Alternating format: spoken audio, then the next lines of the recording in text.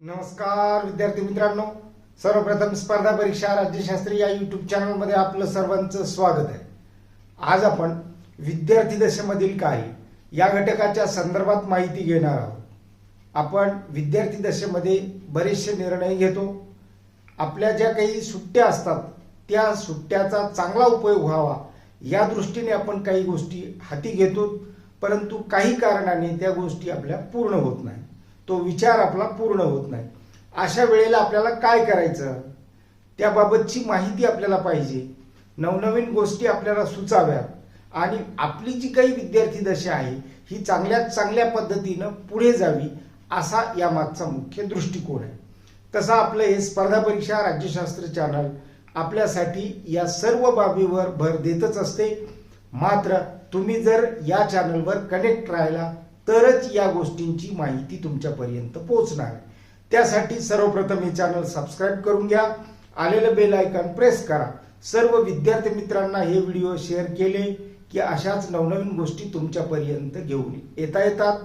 मात्र कमेंट्समध्ये जर तुम्ही काही फीडबॅक दिलंच तर त्याचा सुद्धा उपयोग येणाऱ्या व्हिडिओसाठी आपल्याला करता येतो. आणि जाता जाता हे लाईकचं छोटंसं बटन दाबलं की माझ्यासाठी ती प्रेरणा असते.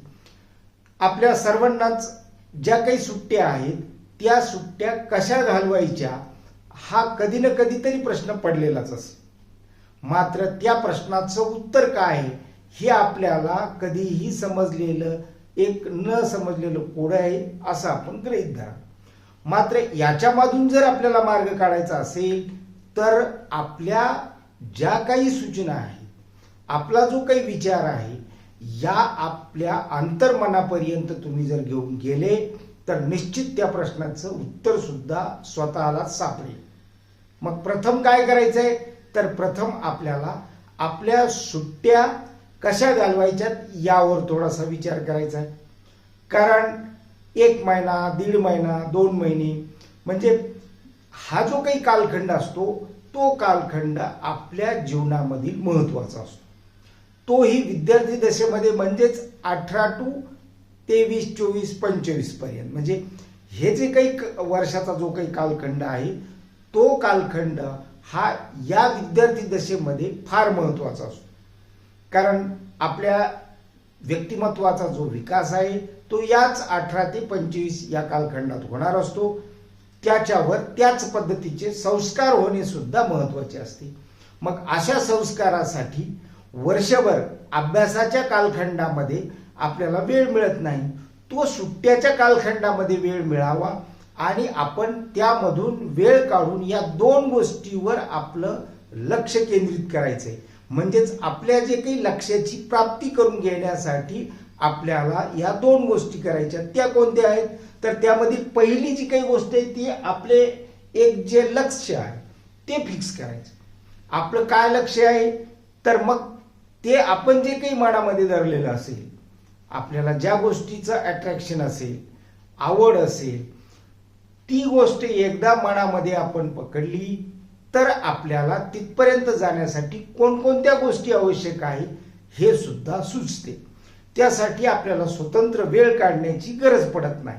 आणि तसं आपण करत राहिलो म्हणजे आपल्या मनामध्ये ते आपलं लक्ष एकदा फिक्स केलं की ते लक्ष आपण साध्य करण्यासाठी आपल्या पद्धतीने हळूहळू प्रयत्न करत राहणे. आता याच्यासाठी दुसरा जो काही मुद्दा, सबऑर्डिनेट मुद्दा आहे तो म्हणजे काय की आत्ताचीच वेळ आहे. म्हणजे आत्ता जी काही वेळ आपल्याकडे आहे त्या वेळेचा उपयोग करणे. म्हणजे जो वेळ आज आत्ता तुमच्याकडे आहे त्याच वेळेचा उपयोग करणे. कारण की एखादी गोष्ट आज सुचली आणि आपण ती कधीतरी करणार आहोत, पुढे करणार आहोत असं जर आपल्याला वाटू लागलं तर त्या गोष्टीपर्यंत जाण्यासाठी आपला उत्साह तेवढाच राहत नाही. म्हणजेच आज एखादी गोष्ट सुचली, तिच्यावर जर आपण ऍक्शन सुरू केली तर मग आपण आपल्या लक्ष्यापर्यंत जाण्यासाठी सोपं होतं आणि त्याच सोप्याच्या माध्यमातून आपल्या लक्ष्याची आपली प्राप्ती सुद्धा होती.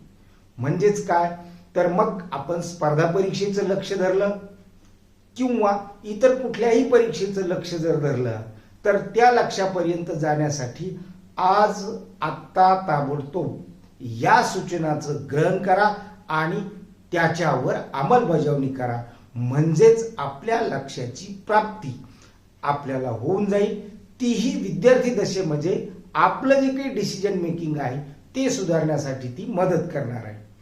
याच सर्व गोष्टी विद्यार्थी दशेमध्ये करणं अपेक्षित आहे. हा प्रयत्न आपण आपल्या चॅनलवर सतत करत आलेलो आहोत. याच्यासाठी संपूर्ण आपल्या चॅनलवर जे काही आपण व्हिडिओ टाकतो, मार्गदर्शन टाकतो, ज्या काही कन्सेप्ट समजून सांगण्याचा प्रयत्न करत असतो, जो विचार तुमच्यापर्यंत देण्याचा प्रयत्न करत असतो, त्याला तुमचा सुद्धा प्रतिसाद आवश्यक आहे. निश्चित आजचा संदेश तुमच्यासाठी पुरे आहे. धन्यवाद.